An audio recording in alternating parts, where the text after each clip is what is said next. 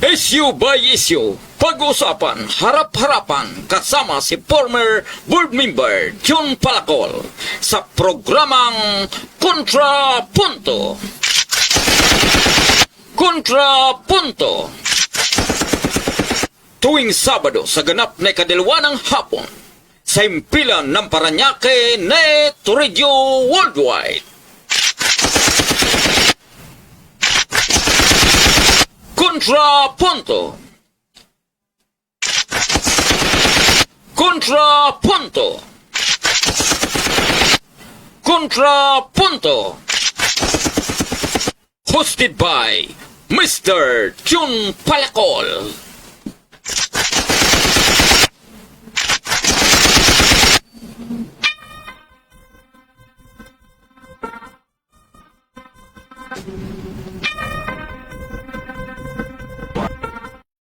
Ay, magandang hapon po sa inyong lahat. Tulad ng dati, Sabado na naman, ang hapon, narito na naman tayo upang magbigay ng mga pag-uusapan sa mga nangyari na itong nakarang linggo. Pero tulad ng dati, bago tayo magsimula, hingi muna tayo ng gabay sa ating Panginoon, pamamagitan ng ating pagdasal, sa ngalan ng Ama, ng Anak, ng Espiritu Santo. Panginoon, salamat po sa pagkakataong ito na ibinigay niyo po sa akin na makarating po sa lugar na ito upang magpatuloy po natin ang ating programa. Kasama rin po sa aking panalangin ang kasamahan ko na nagtumutulong sa atin. Gusto po lang pabatid sa atin ng Panginoon na tayo magtulungan at malaman po ang mga isyu upang makabuo po tayo na isang desisyon para po sa lahat. Ito po ay aming ginagawa para po sa matamis na pangalan ng ating anak, ng ating Panginoon na si Kristo kasamang Espiritu Santo magpasawalang hanggang. Amen. Yun po, magandang hapon po sa inyong lahat. Bago po ako magsimula at kikilalanin ko muna ang aking pong kasamahan sa kaanak na si Mr. Wilfredo Kichongko na siya pong founder at magkakaroon nga po kami ng pagtitipon bukas upang i-celebrate ang 5 taon na organisa nitong kaanak. Ito po ay samahan po ng mga descendant ng mga ating mga national hero, pasimula pa po nung panahon po ng Kastila, panahon po ng mga Amerikano at Hapon. Yan po, binibigyan pugay po natin ang ating pong mga kaanak na nag-alay ng kanilang buhay upang marating po natin ang ating pong estado ngayon. Sila po nagsisilbing gabay sa atin, ang ilaw. Kahit kami po ay patuloy na nagpaparami, pagkat nalalaman po natin ang bawat dugong na nananaritay sa ating ugat. Ito po ay dugo ng mga bayani at alam ko po na tayo po lahat ay kasama dito. Ito po kasama na aking kasamahan ang founder na si Willie Kichongko. Nandun po magkakaroon po kami ng pagdiriwang bukas. So, alam nyo, pagpunta po lang dito ay naalala ko na dapat hindi tayo masyadong hirap na yung mga taga Las Piñas sa pagbibiyahe. Kasi ang alam ko, itong C5 extension na ito po ay binili ng ating pamahalaan sa mga Villar family. Nung panahon na yon, ito po ay nagkakahalaga ng 6.5 billion. At ang lubang po ito ay sa kanila ring galing. Tapos ang masakit po nito, so nagkaroon na po ng right of way para po dito sa ating LRT extension. Nang layunin po ay makarating hanggang Cavite. Ang extension po ito ay nagsimula sa Baclaran po upang ituloy-tuloy po ang LRT pamula Baclaran hanggang Las Piñas sana. Pero dahil po tinutulan ng mga Villar family ay hanggang dito lamang po sa may sukat. Yan po ang nakakalungkot sapagkat ang Department of Transportation ay gumawa na po ng mga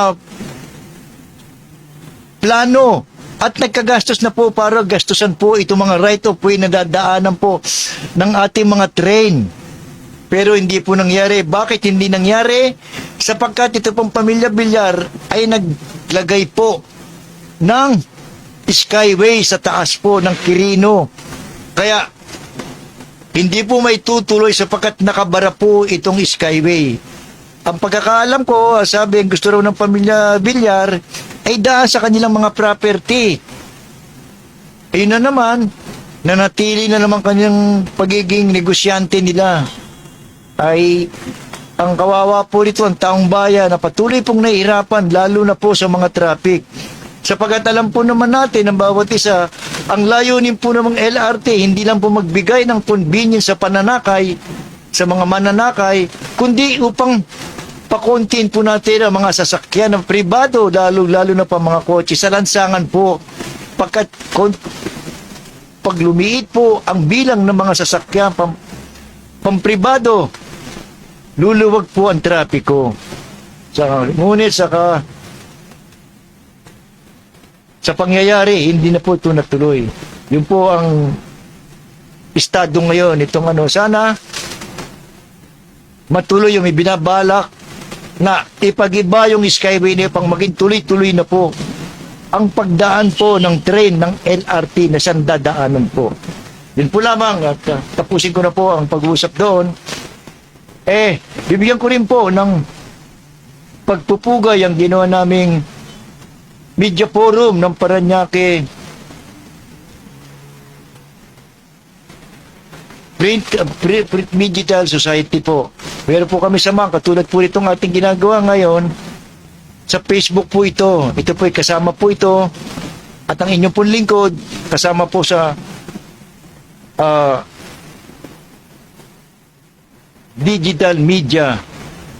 Kami po ay nagkaroon po ng forum o press conference na ginanap po nung nakaraang Webes, June 18. Dito po sa ating sitio ng Parañaque, inimbita po namin ang 5 mga barangay at iba pa pong mga representative po ng mga homeowners upang tanungin sila kung ano na po ang kanilang mga accomplishment o na nagawa at mga iiwanan nilang mga legasiya sa kanilang mga kababayan.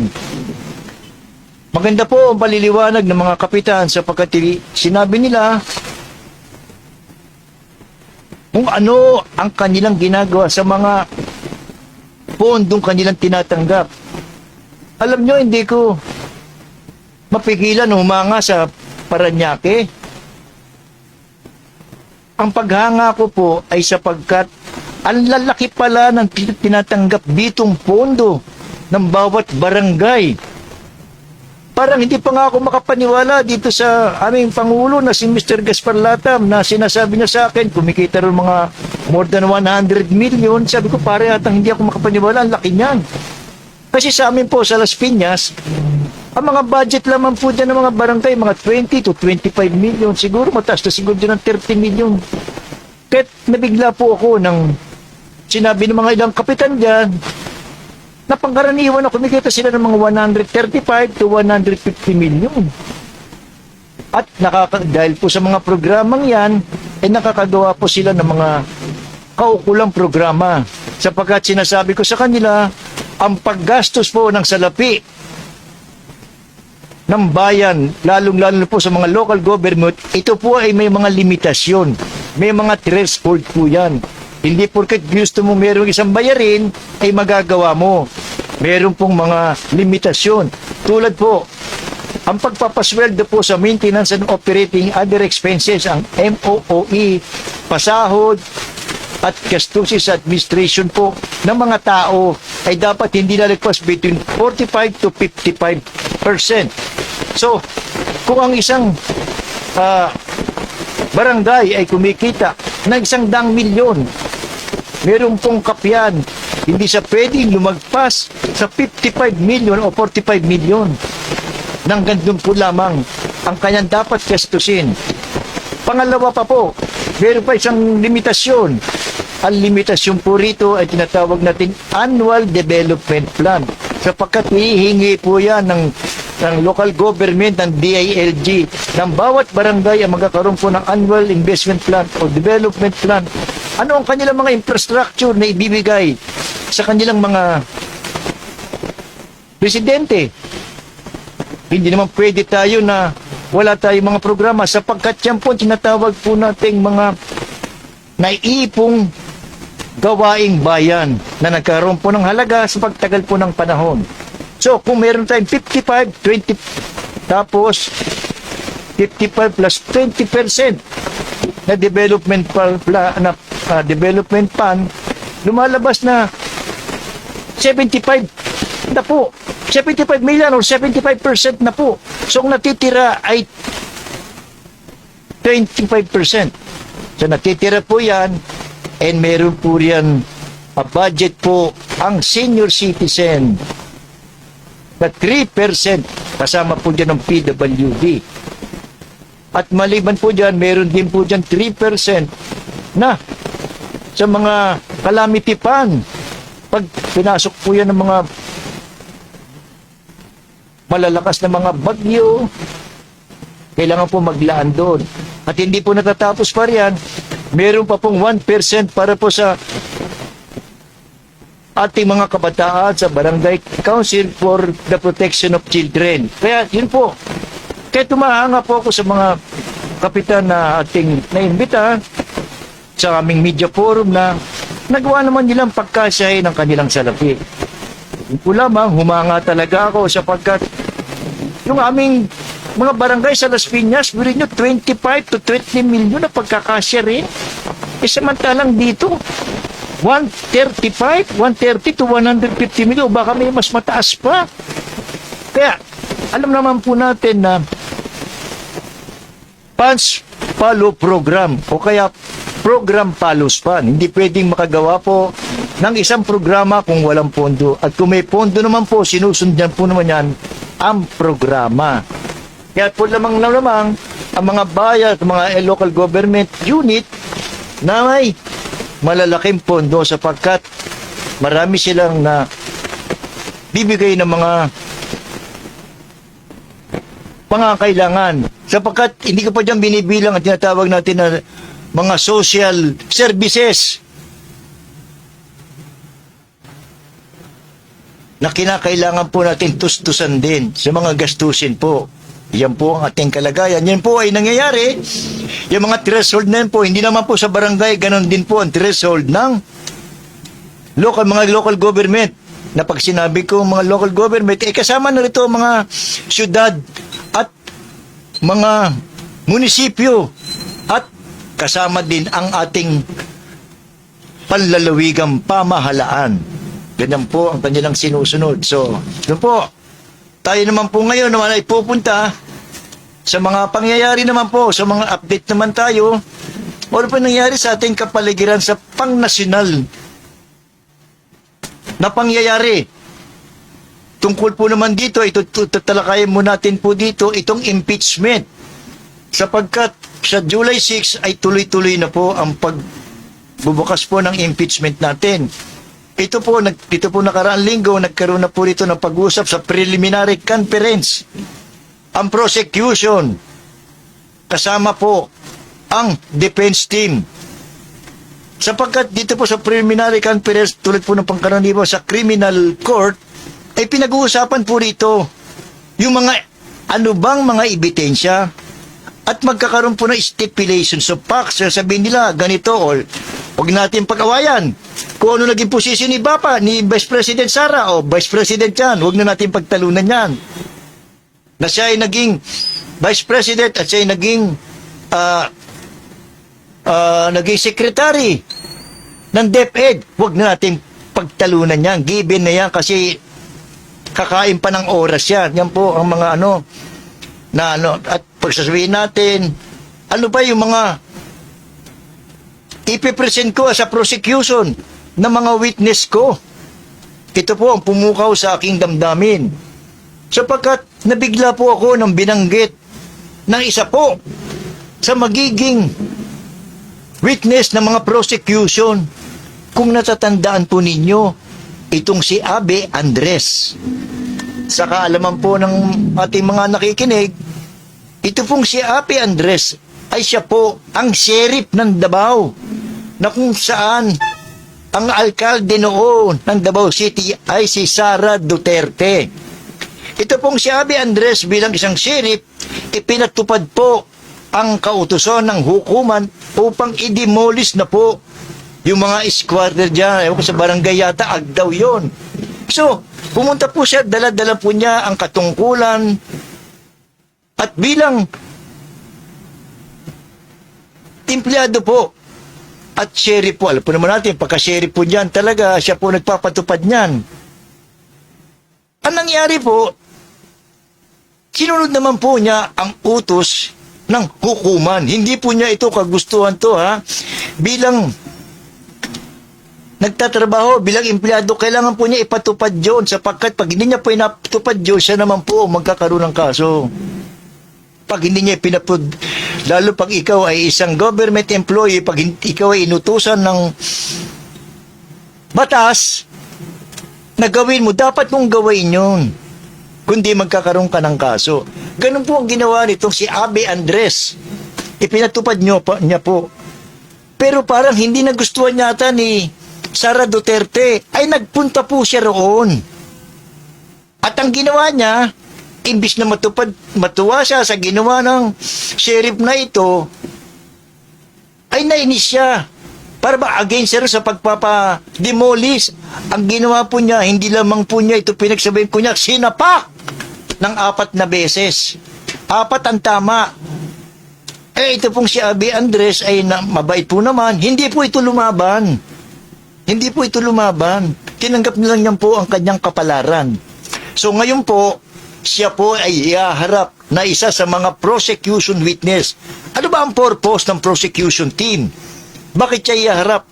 Ang ipapakita po doon na kung anong klaseng ugali po mayroon itong si BP Sara na hindi po kayang pigilan ang kanyang damdamin pag siya nagalit at wala pa rin pagbabago. Yung pagka meron tayo kasi pinresent na isang kaso, palagi po tayo pumupunta sa mga historical facts, mga antecedent kung ano nangyari. So yun sasabihin po ng prosecution, yung ugali niya, ganitong ugali niya, nananapak yan. Kaya kung siya, nagbanta sa ating Pangulo, nababarilin, which is a grave threat, kasama ang kanyang asawa, na si Lisa, at ang kanyang pisa na si Speaker, baka gawain yun kasi grave threat yun. Ang ugali niya yun eh. Tanda ko, sinabi niya, papapatay niya. At no joke, no joke. Kaya naging basis po yun ng impeachable offense niya. Isa pa po, isa pang witness na nabigla ko at ikinatuwa ko naman. Ito po, ang dating ombudsman, overall ombudsman, na si Arturo Carandang. Sino ba si Arthur Carandang? Siya po ang overall ombudsman noon. Siya po ang gumagalaw noon sapagkat ang ombudsman po noon ay si Justice Carpio Morales.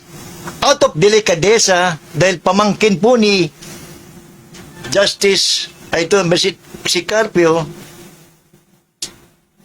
yung asawa po ni Sara na si Hans Carpio, ay hindi po siya umano. Ibinigay po niya ang pag-present na dito po kay Arturo Carandang. Yan po ang pinagbasihan. Bakit po nagkaroon ng mga bank record si Trillanes na siya po namang ibinigay naman sa prosecution team, which become the basis ng pagpapile po ng kaso impeachment. Yan po. At napatunayan po naman yan. Sapagkat nung nagkaroon po ng hearing sa impeachment, ay binanggit po ang mga record na yan.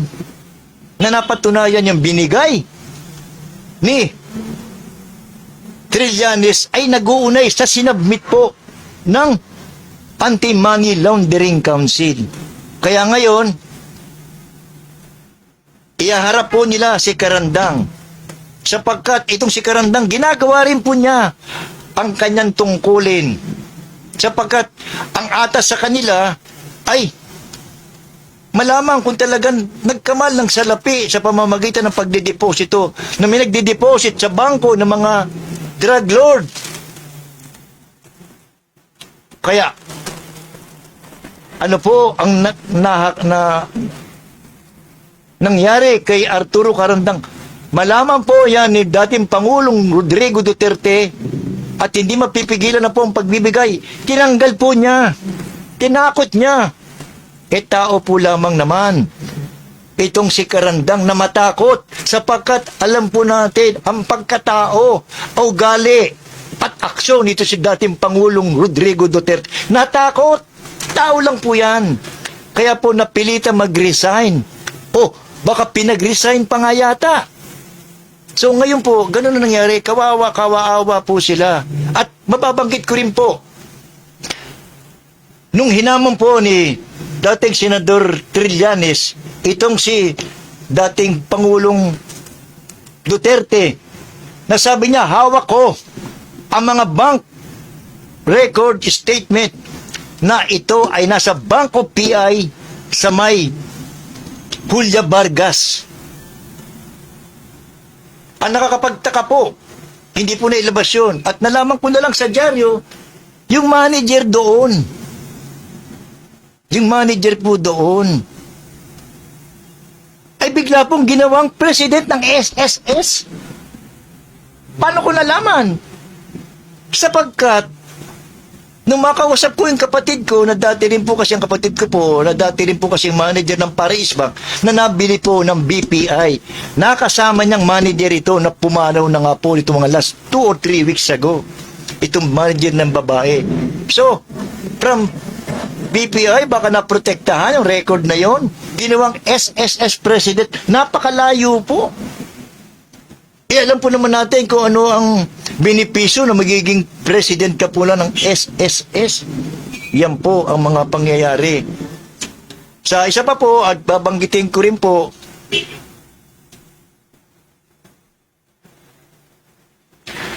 na sa mga prosecution team panel, may mga abogado po magpo-prosecute, nakita ko po ang pangalan ni Jonathan Kit Flores, na isang congressman ng Bukidnon na kasama sa prosecution. Nagtataka ako, bakit siya nakasama? Itong tanong ko. Sapagkat sa mga pumirma ng impeachment, hindi po kasama ang kanyang pangalan.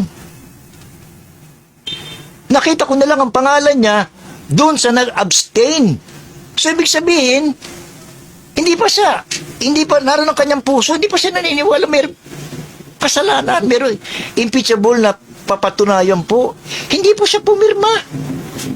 Tapos may ginawa po siyang ginawa po siyang prosecution team member. Kumbaga sa sila po mga piskal.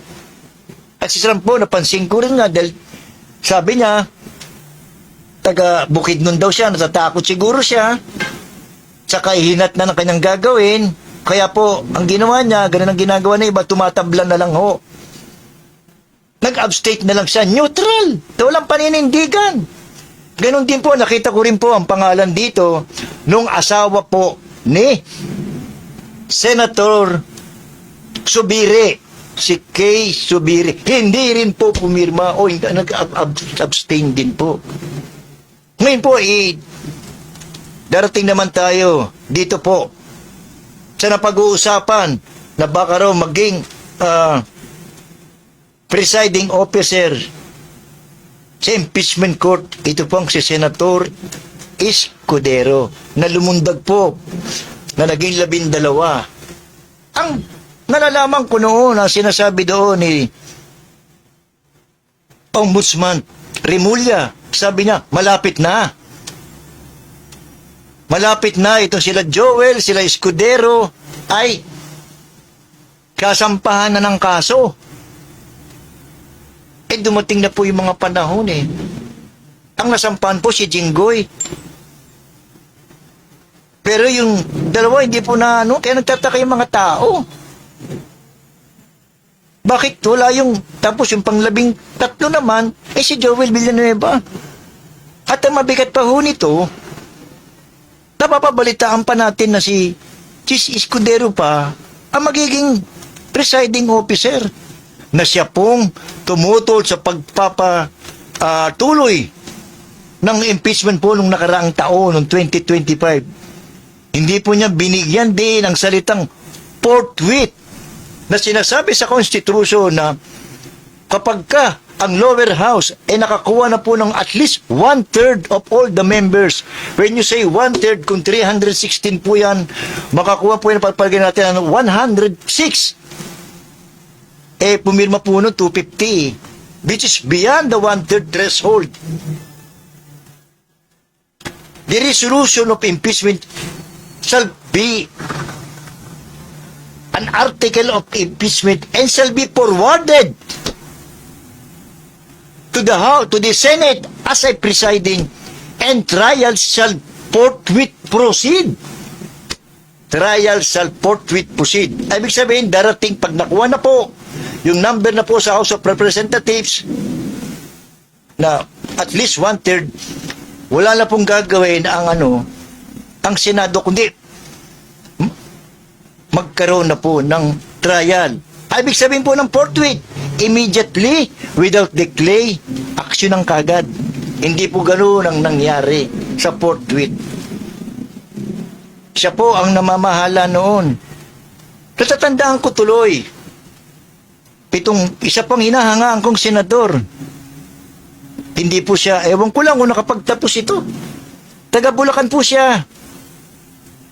Si Senator Blas Ople. Kahit na po yata hindi siya nakapagano, pero napakagaling at independent po. Siya po ang gumawa ng libro, author po ng Labor Code of the Philippines na ginagamit po ngayon sa mga law school. Ang law code at ginagamit din po ng employer at employee at ng mga hukuman as a reference material. Sabi niya noon, pag ikaw ay isang member ng impeachment court, ang dapat mo lang gawain is to hear and try. Makinig ka lang and then decide. Yun lamang po ang dapat gawin. Tama naman. Tama naman ang dapat ginagawa. Kasi, kayo ang korte. If ever merong kayong clarification, inaalaw naman po yan.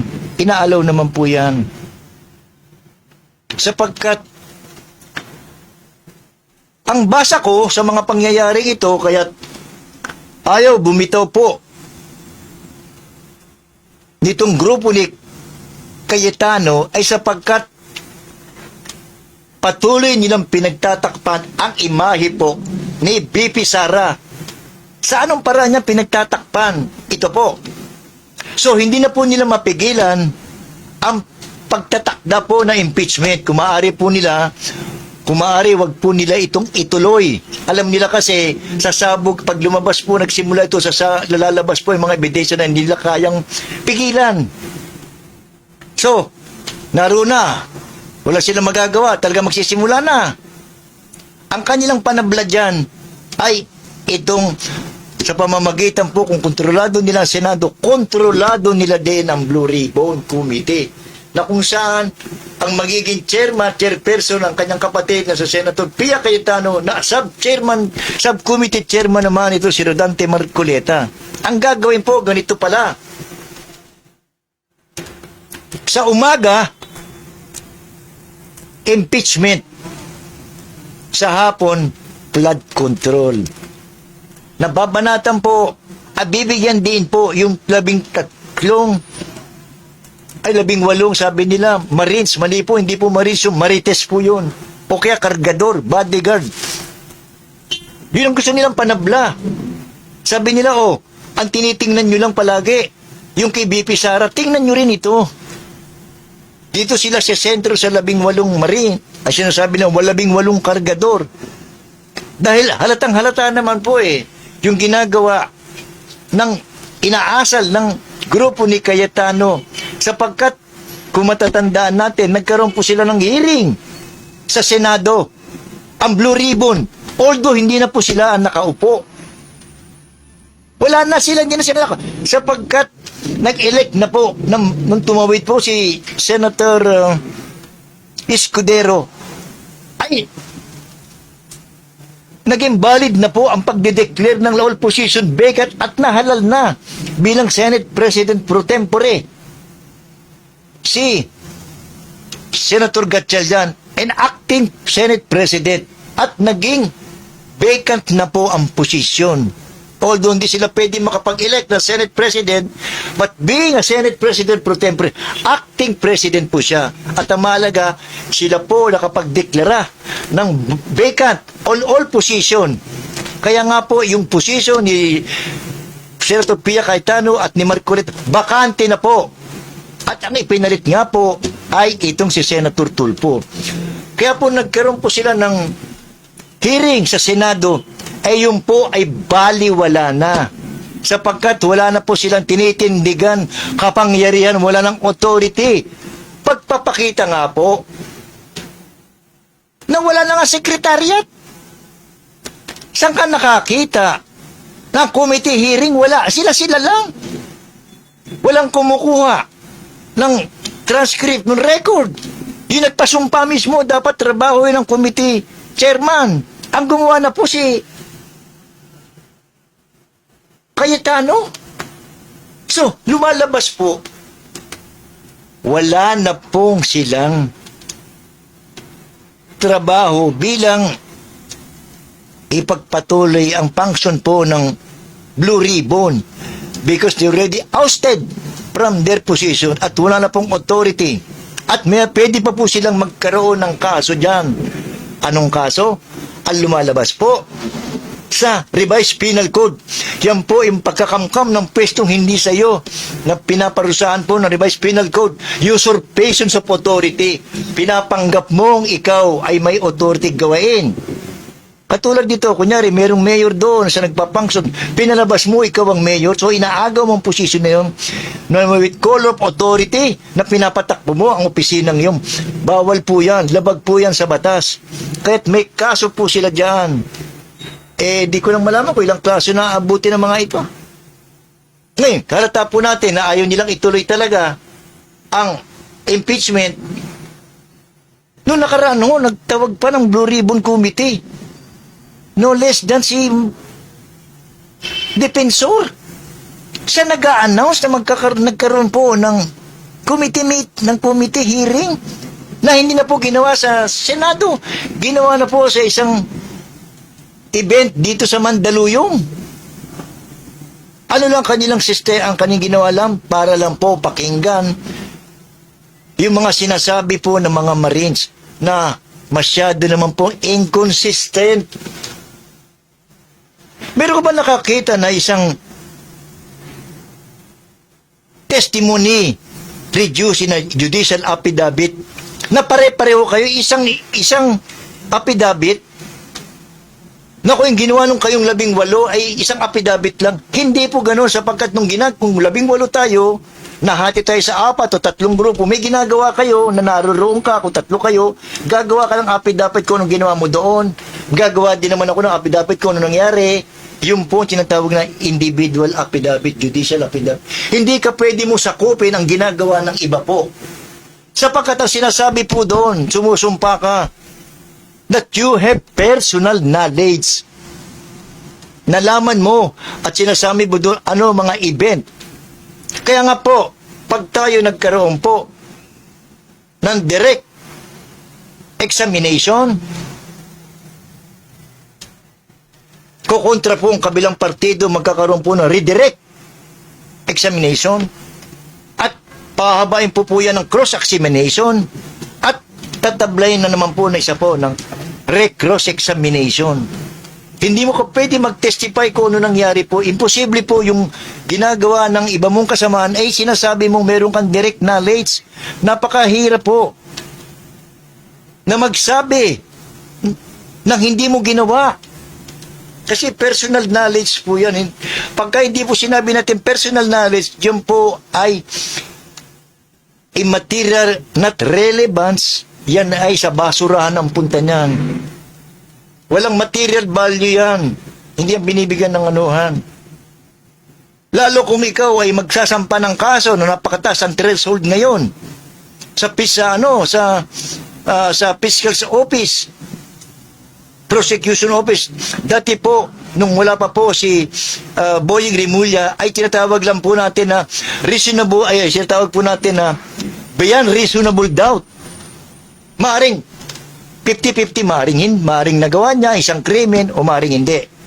So bahala na, isasampa ko to bilang piskal sa korte, pasampa ko as an information. Bahala ng korte magdinig dyan. 50-50. Pero ngayon po, hindi na po ngayon pwede. Sapagkat itinaas na po ang threshold dyan, ginawa na pong reasonable certainty of conviction. Na hindi naman 50-50 dapat beyond the 50, 60, or 70 na mananalo po, titindig po ang kaso, ipapile po ng bawat piskal. Pero hindi po yan titindig kapag ka wala pong matibay na pinaninindigan yan. Kung baka sa isang board building, meron pong tinitindigan yan ng mga pader.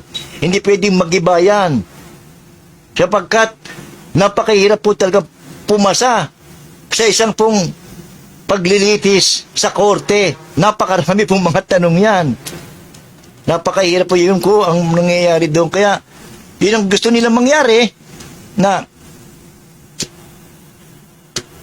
sa umaga, impeachment, panabla, sa hapon, ang price control. Yun ang gusto nila. Pare-pares sabi nila, may ginawa si Sara, may ginawa din si Bongbong. Yun po. So, ito naman, matapos na po dyan, punta naman po tayo sa iban po natin paksa. Ito po naman paksa dito sa nangyari po nakakalungkot dito po sa Tacloban, Leyte, na kung saan ay 3 po ang namatay at marami po nasugatan na kinabibilangan po ng mga assailant, isang 14 at 15 years old. Sa ating pong Juvenile Justice and Criminal Welfare Republic Act 9344, nireduce na po ang age of criminal liability. As sinasabi po sa batas na yun, pag ikaw ay 15 at wala pang 18, depende yan. Ikaw ay exempt. There could be a crime, but there is an exemption, exempt ka. Pero meron pong mga kulatilya o may mga provision pa. Ikaw ay makakasuhan if you acted with discernment. Ibig sabihin ng discernment, alam mo ang mga pangyayari, alam mo ang consequence, at hindi lang po yan pinagplanuhan. Kaya nga po, itilas po ito, hindi po lamang pangkaraniwang homicide, kundi tinas po ito sa criminal murder. Bakit? Kasi pinagplanuhan. Ang krimen po ay maaari po maging murder o maging homicide. Pagka meron po mga tinatawag nating mga aggravating circumstances na nagpapataas, katulad po, kunyari, pangkaraniwang krimen, pagka yan po ay pinlano natin, o may tinatawag tayong pre-meditation. Nasa isip talaga natin, o gumamit tayo ng puwersa, marami tayo, gumamit tayo ng mga gamit, ng mga baril, gumamit tayo ng gabi, superior strike, yan po ay ang krimen niya po ay nagiging murder. Pangkaraniwan, ikukumpara naman po natin dito po sa krimen ng homicide. Sa homicide po, wala pa yung sinasabi ko sa inyo mga aggravating circumstances, nakamatay lang po. Bakit nakamatay? Dahil sa kapabayaan. Kasi dalawang klase po yan. Ang pag-commit ng krimen. With commission, ginawa mo, or non-commission, kapabayaan or negligence. Example lang, homicide. Nagdadrive ang isang driver. Biglang hindi niya napapansin, bigla palang may tumawid. Hindi niya kagustuhan yon. Aksidente, nabangga niya at napatay. Yan po, wala siya preventive evident meditation. Hindi po niya yung pinlano, hindi siya gumamit. Basta aksidente po. Kaya yan po yung homicide. Kaya mas mababa po ang kaparusahan ng homicide kaysa sa murder.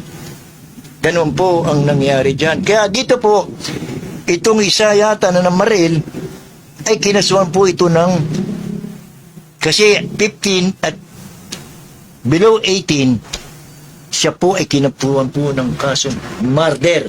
15 and 80 because he acted with discernment, alam niya at walang pagsisisi. Samantala po itong isa, nakasama niya na namaril din, na below 15, which is 40 naman. Except din po yan.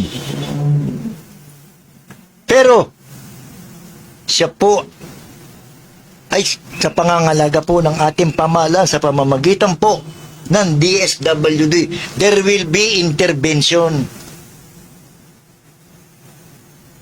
Pakikialaman ang kanyang buhay. At isa nga, nabanggit ko rin na meron tayong tinatawag na bahay pag-asa. Yun nga, sabi ko sa kaibigan ko narito na bilib ako sa siyudad ng Pasig sapagkat mayroong bahay pag-asa.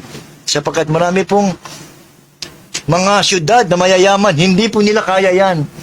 Sapagkat yan po ang sinasabi ng batas na kinakailangan na para po isang reformatory na kapag ang isang bata na below 15 nakagawa ng krimen, although there is a crime but there is no criminal, exempt siya, pero kailangan po i-reform natin yan through bahay ng pag-asa, through the interventions of the government, through DSWD. Yan po ang pangyayari. At tingnan po na ano po ako dito, na-touch po ako, then meron po isang bata dito, isang Boy Scout. Pinagmamalaki ko po yan sapagkat nung bata po ako ay nag-Boy Scout din po ako.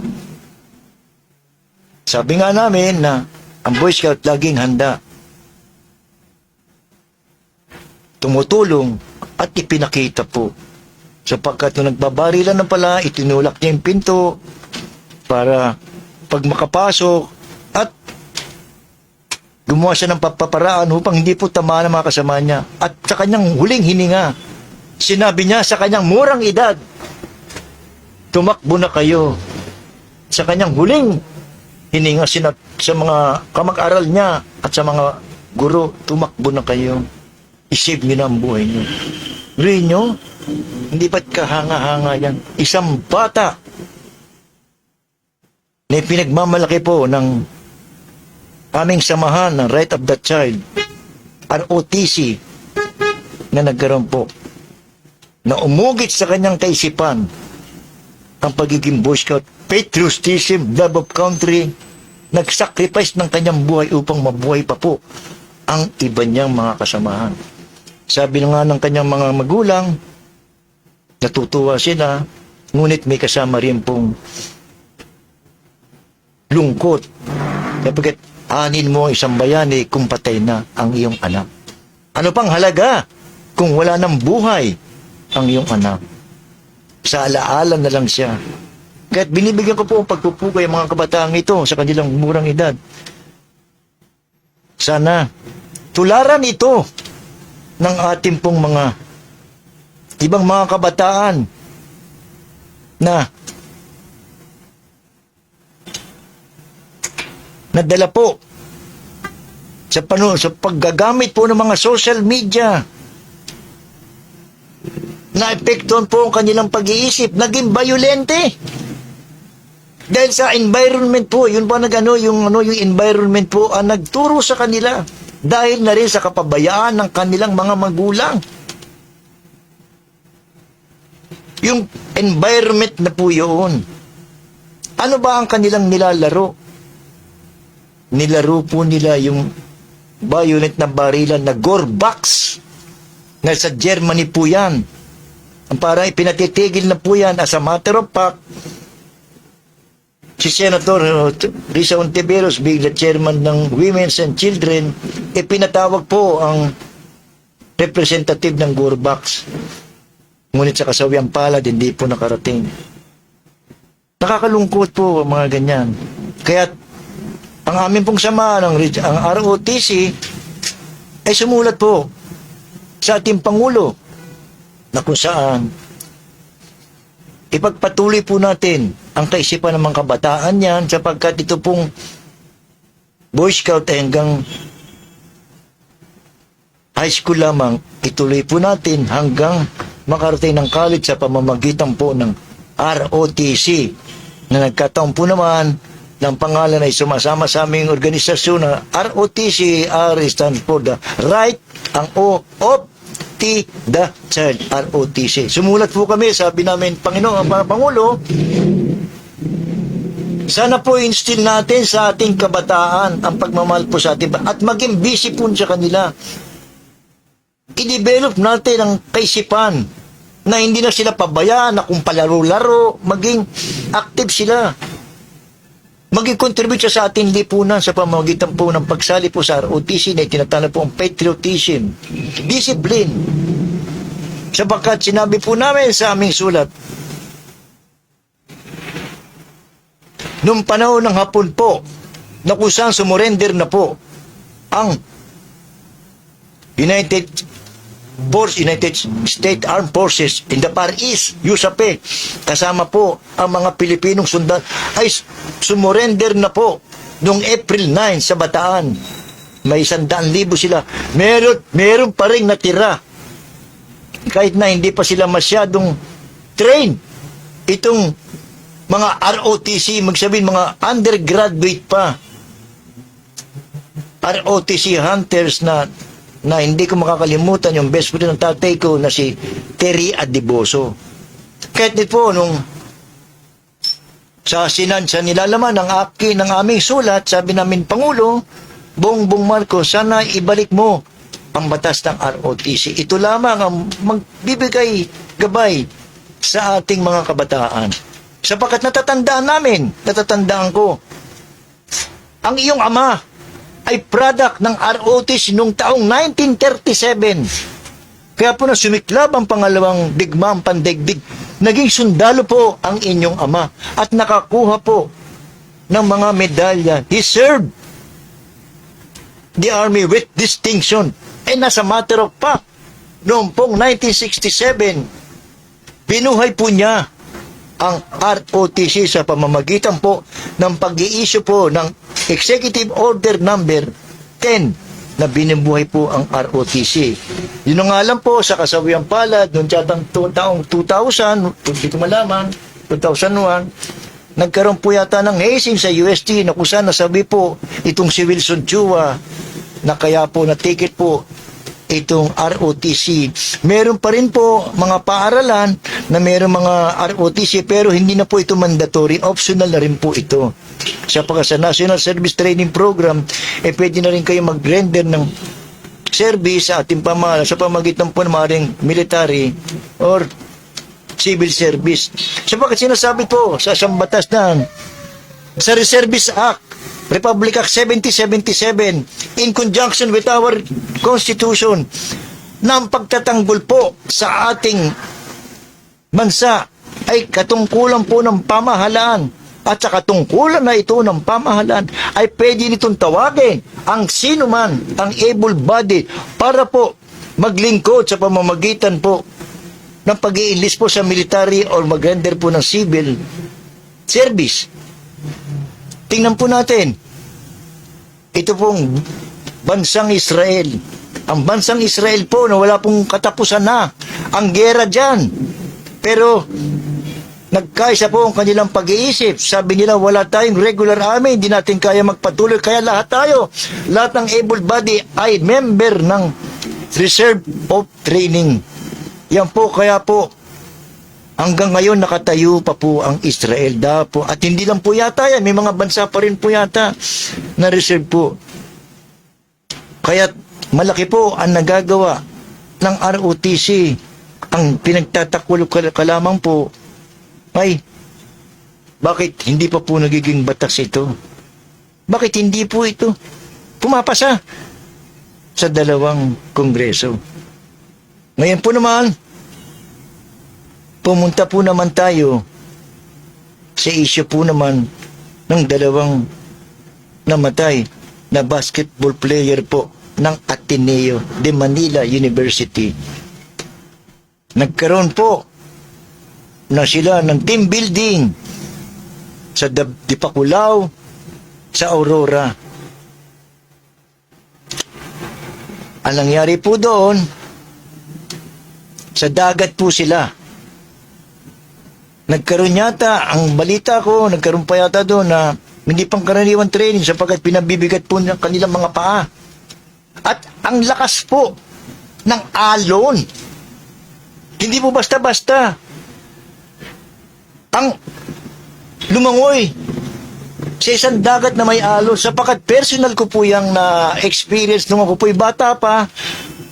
Elementary pa po ako, natuto po ako lumangoy. At naging hobby ko po, dyan po sa Rojas Boulevard. Ang gagawin ko po, although marunong ako lumangoy, pupunta ako ng medyo malayo, hindi naman ganong kalayuan. Suswimming ako pag napagod na konti. Babalik na po ako sa Pampang. Pero pagpunta ko po sa Pampang, bago ko po mahawakan ng bato, meron na naman po alon. Higupin na naman ako. Tapos, mag-iipon na naman ako ng lakas, lalangoy na naman, pupunta na naman sa Pampang, pagdating na, hihigupin na naman ako. Ano lang ho yan, Manila Bay lang yan. What more ito? What more ito sa, di pa ko lang nakikita po natin, ang lalaki po ng alon. At, dapat nag-iingat na po, sapagkat nakalagay na po doon, sa mga warning doon, nagdelikado raw po ito. And as a matter of fact, yung isa pang player ngayon na Meralco na sa Aaron Black ay sinabi niya noong 2017 muntik na po siyang mamatay. Dahil nga po sa lakas ng alon na yan. So mayroon na pong president, may pagbabasihan na dapat na wag nang ulitin yun. At hindi pa pala marunong lumangoy ang iba doon. So ibig sabihin, dapat pinrotektahan ang mga manlalaro. Tulad po yan. Kapag ka meron tayong anak at hinatid natin ito sa paaralan, inabilin natin ang authority, parental authority. Meron na po ng substitutions of parental authority. Bilang parents, ibinigay na po natin sa gate ang ating anak. Lumipat na po yan sa school authority, sa mga faculty at teaching personnel ng paaralan. Sila na po ang bahala. What more ito? Dinala pa po roon outside of the school. Ang tawag po dyan ng pagkatinan over natin ay loco parentis.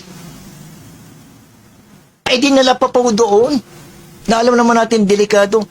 Sana alam nyo lang delikado, nagdala man lamang doon ng mga equipment. Na yung mga nagdala mga bangka, mga motorboat, o yung mga jet ski, na kapag ka nahirapan, may pangsalo. Hindi parang pinabayaan lang. Kaya kat ang sabi doon, sa pangyayaran yun, crossover na sa kategorya ng hazing. At sa ngayon po, kahit na po yung mga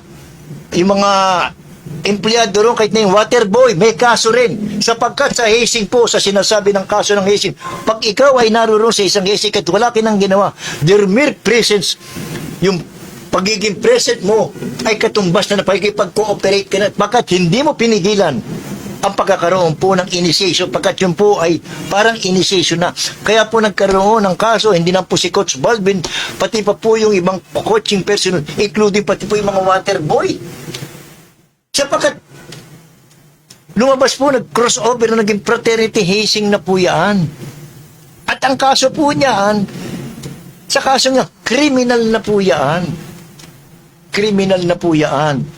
Ang kinalulungkot ko lang po, sinasabi ko sa mga kaibigan ko, itong paaralang Ateneo, ang ganda pakinggan. Higher educational institution. Na minsan nagna-number 1, nag-number 2 sa rating po ng mga university sa Pilipinas. Palaban sa international. Galing po ang edukasyon, surrender ako.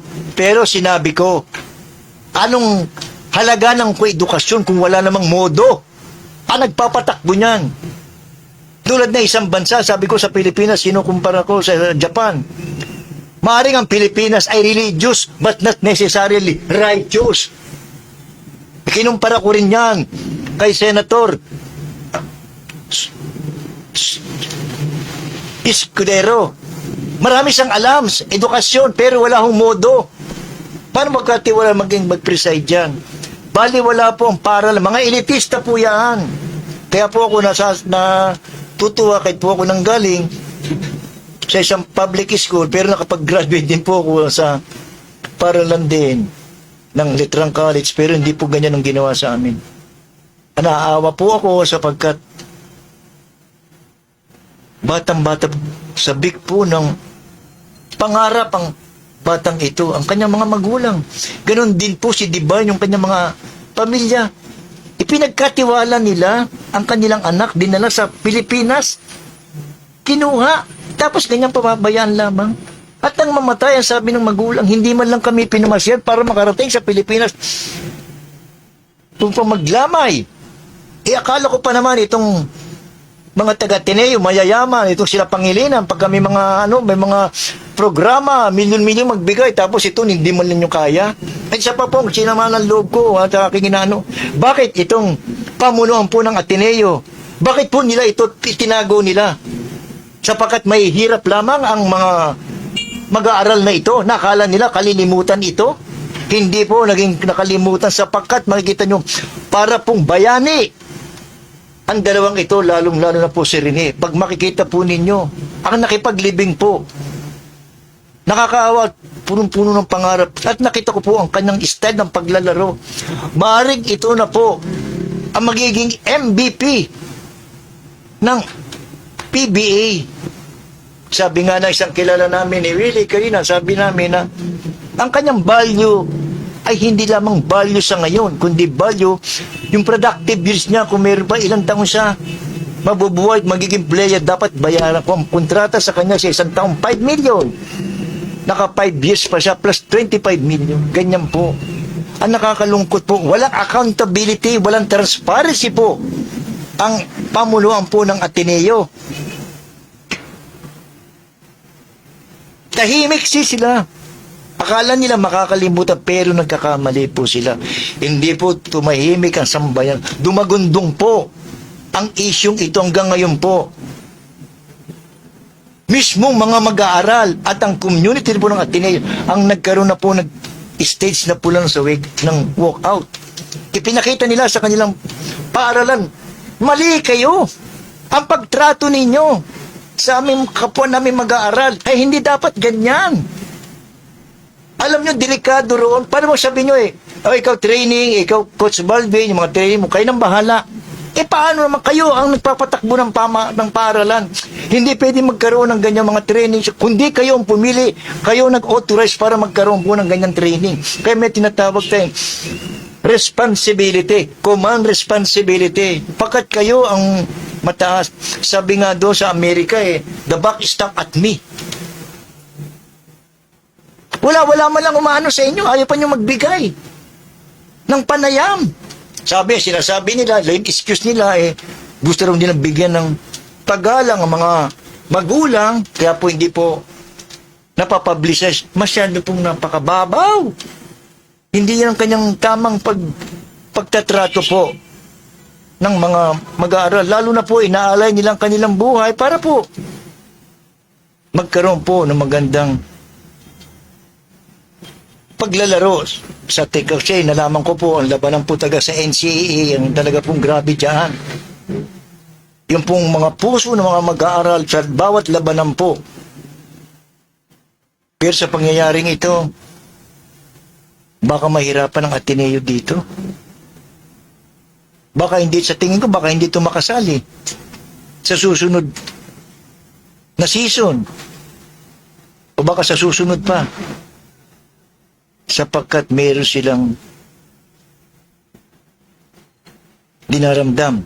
Ang pinaglalaban po sa NCAA, ang spirit. Kaya nga po kami sa Letran, sabi namin, Arriba Letran. Yun, ang spirit po namin. Paano po magkakaroon ng spirit ng Ateneo? Yung animo Ateneo. Ikaw na sinisimbolize nilang agila na nasa taas gumagano. Paano po makakataas yan? Wala nga pong spirit. Walang inspirasyon. Bagsak. Kaya yun po ang kahidatnan ng ating mga paralang Ateneo. Nakakalungkot nga po at sa pangyayaring ito ay pero ba akong oras? Pero pa. Ito po, bago ako matapos din, gusto ko rin pong bigyan pagpupugay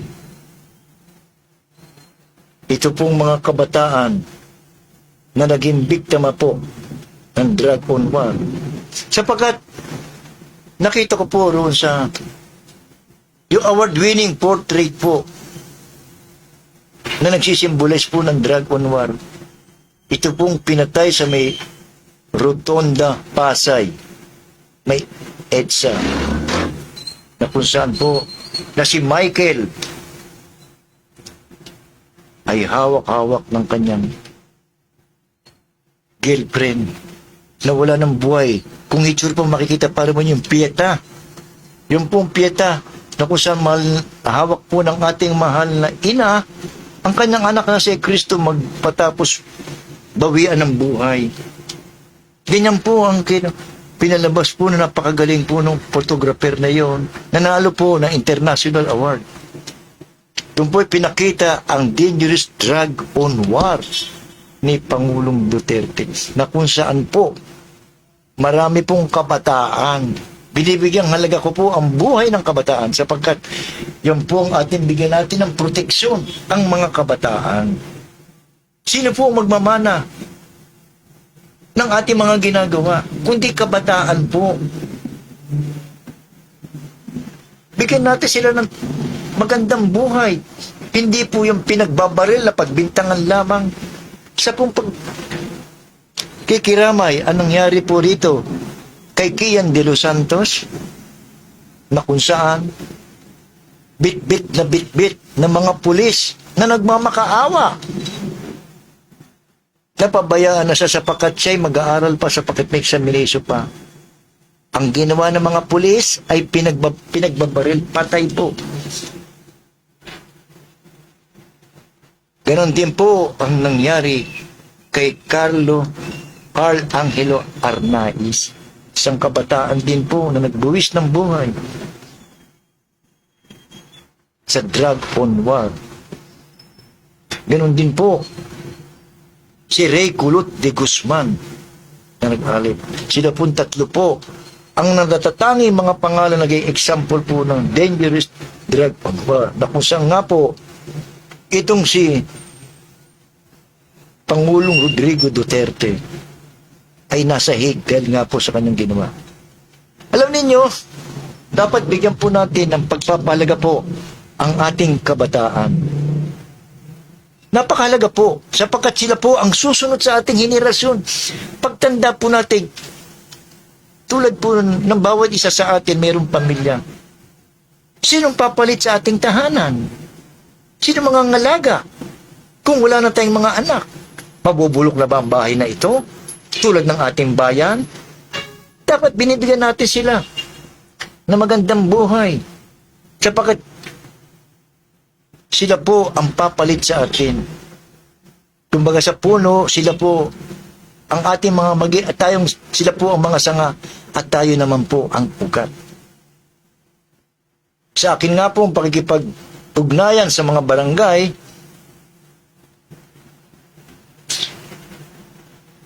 na naging kasapi po ako na isang sa Barangay Pulang Lupa 2 ng Barangay Council for the Protection of Children, BCBC. Pinag-usapan po namin at aking sinabi sa kanila, napakahalaga po ng bawat isang bata sapagkat may tinatawag po tayong 1,000 days ng bata. Ano pong paano po ang pagkukumpute natin sa 1,000 days? Ang bata po sa sinapupunan ng kanilang mga ina ay 9 na buwan po. At sa isang buwan ay may 30 araw. So 9 times 30 is 270. So sa 270 na yan, ibabawas natin sa 1,000. 1,000 minus 270, ang natitira po ay 730. Oh. Bakit 730? Sa isang taon po, ay kinabibilangan po ng 365 days. So, sa 2 taon, 365 times 2 is 730. So, 730 plus 217 sa pinagbubuti ng bata, kaya po ito'y naging 1,000 na dapat natin pang 2 years pa lang po yan. Bakit natin dapat siyang alagaan? Sapagkat kahit siya po'y nasa sinapupunan pa lamang, dapat po meron siya mga bitamina na tinatanggap ng kanyang ina.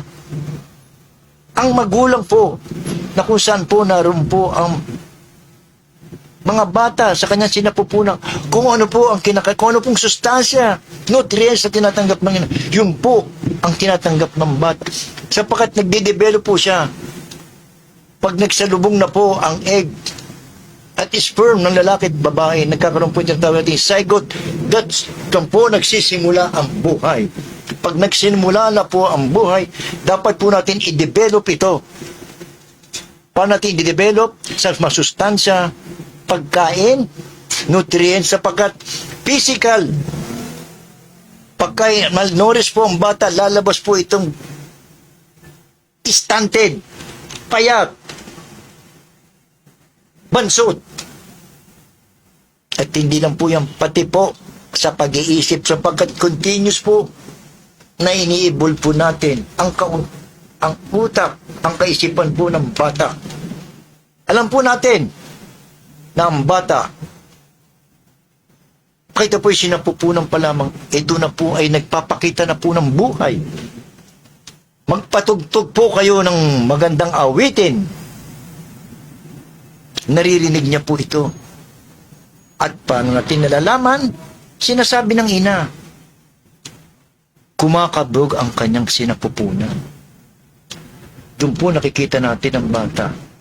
So sa 1,000 days, 2 years na, patuloy po natin siyang aalagaan sapagkat tulad po na isang halaman. Sabi ko nga meron po ako santol, pero ipamalak ko sa aking mga kaibigan na yung santol po ito ay inalagaan ko ng puno buto pa lamang. Ito po ay diniligan ko, hindi ko pinabayaan na yung kanyang mga branch mabaliwala. Inalagaan ko, maging puno na po kaya tamis po naman ngayon. Tulad po, ganyan po pag-aalaga sa ating. So sa pagtapin po ng kanya ng 2 years, na 1,000 days, hindi pa yun ang tapos. Sapagkat nagde-develop pa kanyang usap. Kaya po siya natin dinadala sa mga daycare center na tinatanggap po more than 2 years at ilang months, at tatanggapin po ito ng mga daycare center up to 4 years. Patuloy pong dinedevelop yan. Doon na po nagsisimula ang reaksyon ng mga bata. Paano sila gumagalaw, nagre-react sa kanilang classmate, paano sila nagko-color, paano nila nalalaman, kung paano gumagalaw, paano nakikilala nila mga nakapaligid sa kanila, mga hayop. Tumitigas sa kanilang mga daliri at pagre-recognize. So pagdating po natin ng daycare center po yan, patuloy po yan, hanggang makarating po yan. So from 2 years, from 3, magiging 3, dati po ng daycare center, at pagdating na po ng 6 years yan, magi-grade 1 na po yan. Sa grade 1, bigyan natin ng paaralan na patuloy natin aalaga ng bata, sapagkat hindi pa po tapos yan. Hanggang ito po ay makapagtapos sa mababang paaralan at sa mataas na paaralan at sa kolehiyo. Sapagkat pagka mahina po ang pundasyon ng bata, mahina rin po ang kalalabasan. Para po tayong nagtatayo po ng isang building, kapag mahina po ang pundasyon, ito po ay bibigal. Kaya mapapasin po natin yung mga gagaling ng elementary, nakukuha po nila, nagpapatuloy ito sa kanilang pagpasok po sa mataas na paaralan at dala-dala po nila sa kolehiyo. At alam po natin, pag naging nakarating tayo ng kolehiyo, ito na po ang simula ng buhay, na kung saan nagkakaroon na po na tayo ng trabaho. At sa pagtatrabaho pa natin, napopromote po tayo dahil sa ating angking galing na nakuha po natin sa paaralan. Kaya tuloy-tuloy po ang pag-aaral. Ganyan po kahalaga yan. At makikita po naman natin na pagka merong anak ang isang pamilya nakarating po ng kolehiyo, siya po naghihila sa kanyang mga kapatid upang makapagtapos po ng pag-aaral. Sapagkat ang pag-aaral po ay hindi maaring mawala. Maaring ang salapi, katanyakan ay mawala. Ngunit ang karunungan ay isang bagay na kayamanan na hindi mawawala at magagamit natin. Tulad po ito na isang pampasayerong jeep na pagka ito po ay iyong inassemble at nakapag biyahe na, daily na po may tatanggapin na po tayong kita nito.